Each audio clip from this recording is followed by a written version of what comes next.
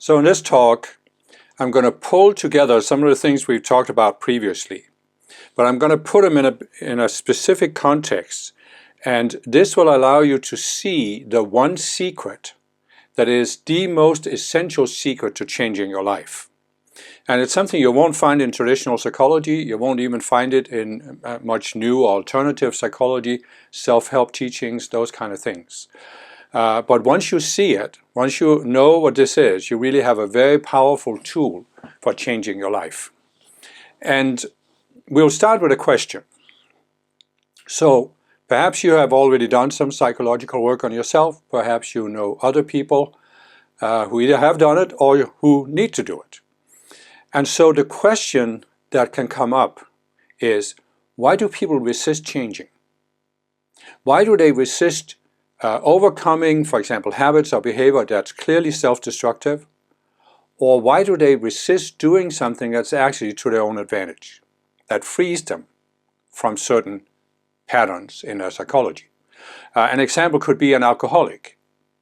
Everybody around that person can see that the drinking is a problem, but the person can't see it and resists seeing it and resists doing something about it, always being able to respond, I don't need to do something about it, or I don't need to do something today. So why is there this resistance in our psychology to changing? Well, this is what we'll explain here. And so we'll start with what I've talked about before, that everything is energy. And as I said, that means everything you do is done because there's a stream of energy that comes from a higher level, and we'll later talk about where it comes from, but it doesn't matter now. It comes from a higher level into your identity mind, the identity level of your mind. And at the identity level, the energy takes on certain forms. Then it goes into the mental mind, the mental level of the mind, and here it takes on more concrete forms. And then it goes into the emotional, and here it takes on a certain direction where now you feel, often feel compelled to act. You have to do something. And what you do at the emotional level is determined by what happened at the mental and emotion and identity level. In other words, as the energy comes in and it takes on form, it limits the choices you can see. So that when you get to the emotional level, you have this drive, you need to do something, but you can only see certain limited options for what you can do. And this means your actions are limited, they're set on a track. And this is why you can see people, as I said, they keep doing what is clearly self-destructive, but they can't see it. Other people can see it easily, but the people themselves can't see it. So, the part of the reason for this is that as this energy comes down, it forms kind of a cloud in your subconscious mind, a veil. There's an energy veil that limits what you can see. But now we need to add another component to this, because I've talked about how we create these reactionary patterns, these structures in the subconscious mind, like learning to ride a bicycle or dealing with a bully. You're creating almost like I've called it a computer program.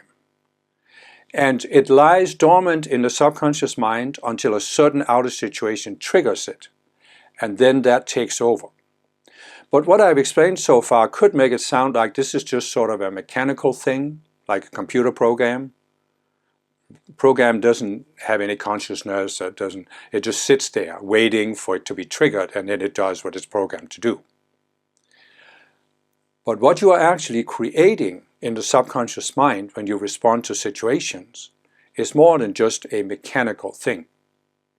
And the reason for this, and this is what's been overlooked by traditional psychology, by much modern psychology, the reason for this is you are a conscious being. I said you do everything with energy. Yes, that's the driving force. But the energy cannot by itself take on form. It takes on form because the energy is directed by you. And you can direct the energy because you're conscious. You have consciousness. So we could also say that it isn't just a stream of mechanical energy that's flowing through your mind, it's also a stream of consciousness.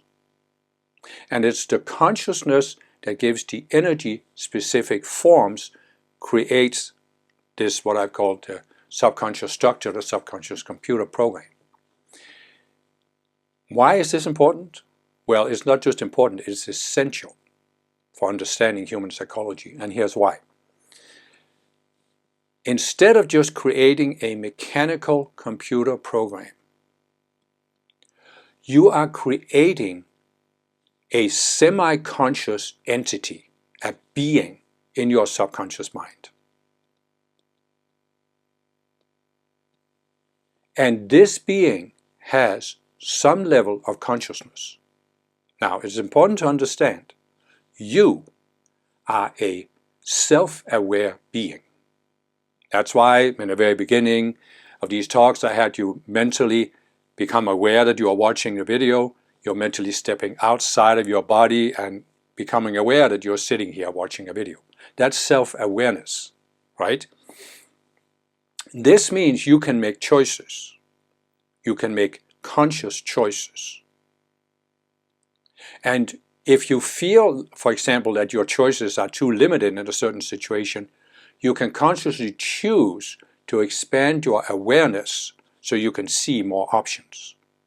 This is what you can do because you're self-aware. But what you are creating in the subconscious mind when you respond to situations is an entity, a being that is conscious, but it does not have self-awareness. That means it can't make choices. It can respond to situations by making selections between pre-programmed responses. So let's say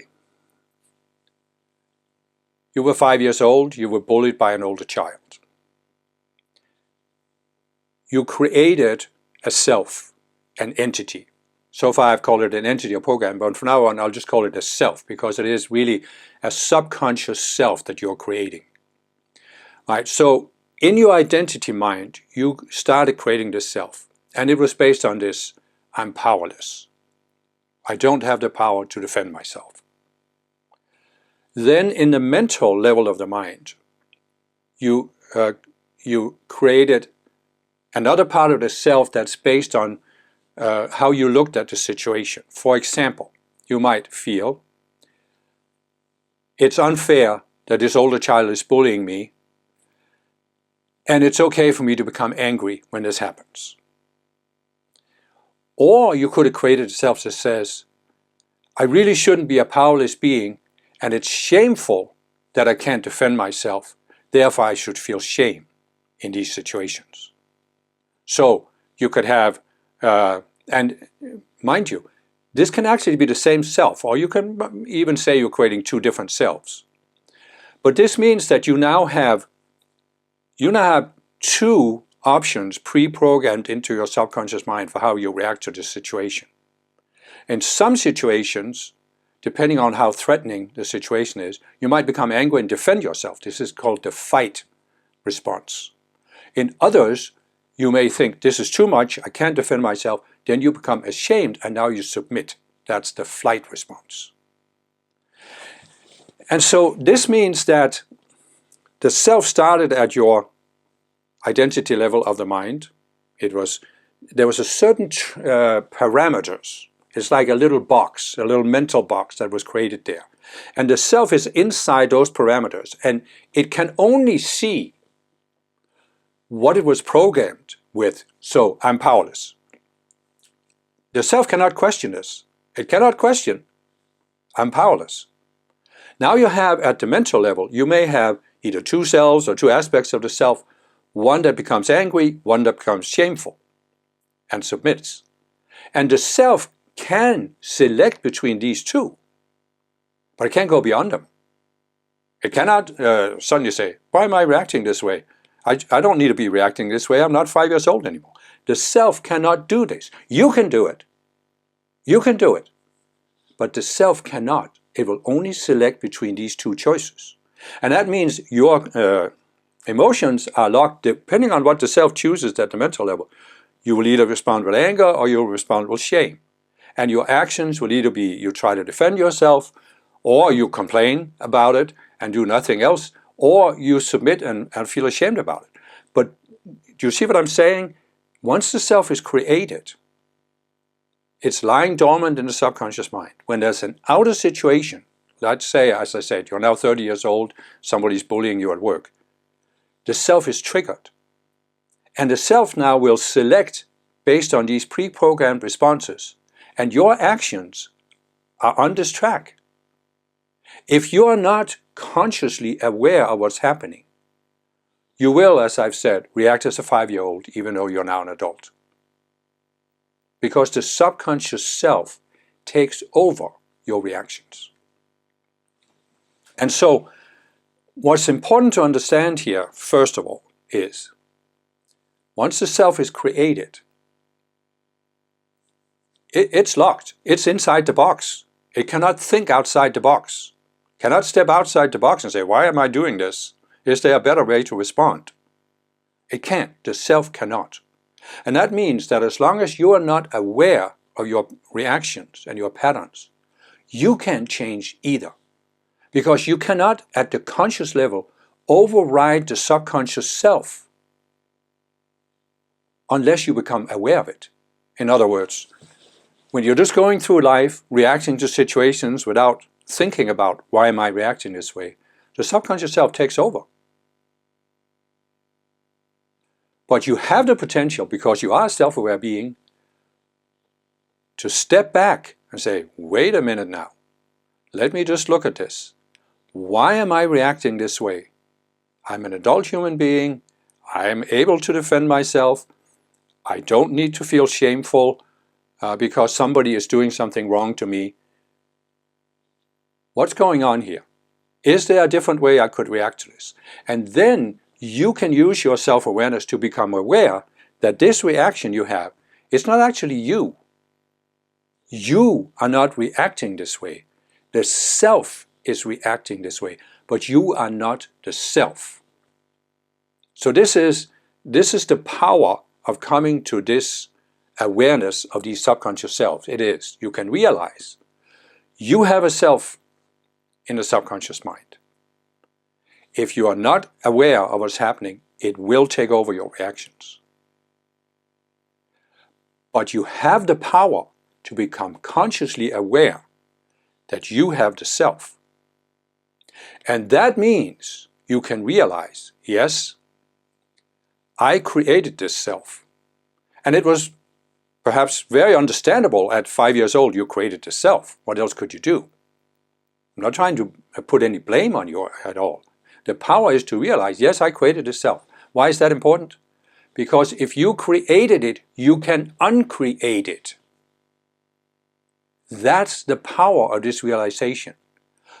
You haven't become the self. You are not reacting with anger or shame. The self is.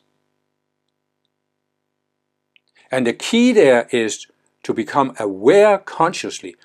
And by becoming aware consciously, you are separating yourself, who you really are, from the self. And that means now you have options that you don't have when you're not aware of the self, and it just takes over your reactions. Okay, so here comes the second reason why it's so important to realize that this self exists. And the reason for this is, as I said, the self is more than just a computer program. It is imbued with some rudimentary consciousness. You can think of it, it's not really the best analogy, but you can think of it kind of like an animal. So a cow will always behave like a cow, and a lion is going to behave like a lion. A lion really doesn't have the ability to say, oh, wait a minute, I'm tired of chasing these animals, I'm just going to start eating grass. Yeah, no. A cow doesn't have the ability to say, gosh, I'm tired of lying here chewing the cud, I'll run around freely like a horse. You know, animals can't do that, and it's the same with these selves. They cannot change themselves. But what does an animal have? Even though it doesn't have self-awareness, what does it have? It has a survival instinct. It wants to survive, it wants to grow, it wants to multiply. And it's the same with a subconscious self. it has a certain desire for growth. And so let's say you have this self. It's created in situations where you respond with anger, right? So, as I've said, everything is energy. Everything functions because there's energy. So this self, how can it stay alive? Because it has to have energy. It has to receive energy. Where does it get the energy from? Well, guess what? It gets it from the person who created it, you. You are feeding it energy. Every time you get angry, you're feeding energy to the self. And it can very well mean that the self becomes stronger. Now, you can possibly think about people in your life that you can see that over a period of time, they have become more and more angry. They are locked in this pattern. Anything that happens that isn't to their liking, they become angry. And it takes less and less to trigger them into anger. Why is that? Because the subconscious self has become stronger and stronger. Because it has accumulated more and more energy. So you think about it this way. I've said that your mind is an energy field, right? Now, energy interacts with other forms of energy. So, there is you might call it a magnetic pull. So, for example, if you have anger energy accumulated in your emotional body, your emotions will be pulled on by that energy. So the more anger energy you have, the more your emotional body is pulled into responding with anger. The more easily you become angry. The more energy is accumulated, the more easily you become angry. At the mental level, the self has a certain ability to project thoughts into your mind. Like, it's okay to become angry when somebody is bullying you. Or when life doesn't go the way you want, it's okay to become angry. It's necessary. It's the only way to respond. And at the identity level, you might have, well, I'm powerless, but at least when I get angry, I feel some kind of empowerment. And so you see what I'm trying to say here. The self is not just like a computer program that lies completely dormant. The self is consciously there, looking for a way to pull on your mind, to pull you into repeating the pattern that created the self. Become angry, so you feed the energy more anger energy. You feed the self more anger energy.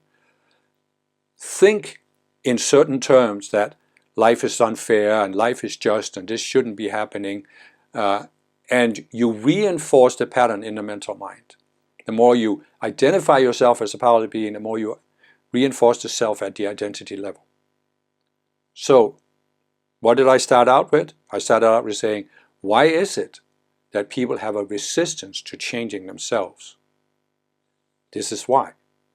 We have created these subconscious selves, and the selves want to survive, and therefore they are resisting our growth. The self will resist you engaging in psychological work, healing process that could help you get to a point where you no longer need the self. You see? You at the conscious level, you might have come to a point where you see, I have a certain issue in my life that's a problem for me. I want to overcome it. So you're at the conscious level, you're starting to look into the subconscious mind because you're realizing there's something going on there. But the self is going to resist it. Its first layer of defense is just the pure energy. I mean, many people, if they, for example, they have anger energy or they have fear energy in their emotional bodies. Once you start from the conscious level looking into your subconscious mind, the first thing you're going to hit is this anger energy or fear energy. It's going to be very unpleasant, and many people have become scared. They've simply, oh, psychology is not for me. But that's because they haven't learned an effective way to deal with this energy, and HAP will teach you how to do this. We'll talk about this in coming talks. But then, if you get beyond the emotional energy, you get to the mental level, and here the self is going to project all these thoughts. Don't look at this, don't look at that, you don't need to look at this. This is the only way to react. And even at the identity level, there can be an even more subtle projection of, no, this is just the way you are. You can't change yourself. Ties in with what I said earlier, that most people have been brought up to believe that once you become an adult, your psychology, your personality is pretty much locked on a track. And the cells will project this at you. So once you realize this, you can of course do something at the conscious level. You can become aware of these projections coming from your own mind. And you can learn to neutralize them and do something about it, which we'll talk about. So what's important for now is to realize this.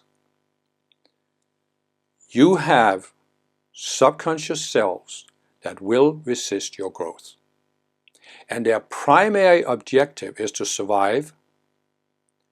And how do they survive? Well, how have they survived so far? By you not being aware that they are there and how they influence you. This means that the self will do anything it can, any pull it has on your mind, your emotions, your mental, your identity, any pull it has, it will use to stay hidden from your conscious mind.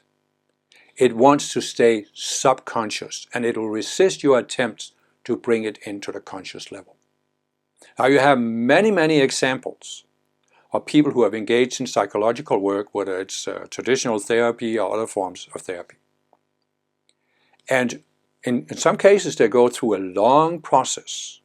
They are talking about this, they are looking at it from different angles, and then finally they come to a point of resolution. But what's the point of resolution? It's when they finally see at the conscious level what's going on at the subconscious level. They actually come to see the self, and they come to see it from the outside instead of from the inside. Normally, when we are reacting through a self, we're inside the self. It's like a perception filter, colored glasses you put on, and everything you see is colored by the glasses, colored by the self.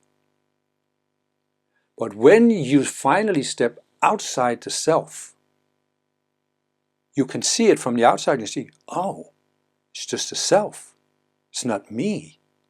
I'm not really going to lose anything if I lose the self. In fact, I'm going to gain because I'm going to be more free to consciously choose my reactions instead of having them determined by these pre-programmed options. That's all that the self can see.